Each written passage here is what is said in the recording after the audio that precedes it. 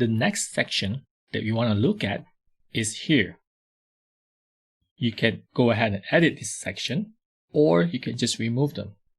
If you choose to remove them, just go to Pages, All Pages,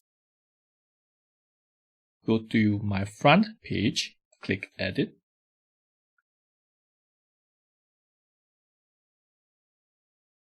and this is where you get to remove it. Click on Delete to remove it.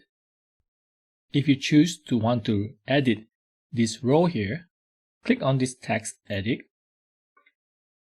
and this is where you could edit them.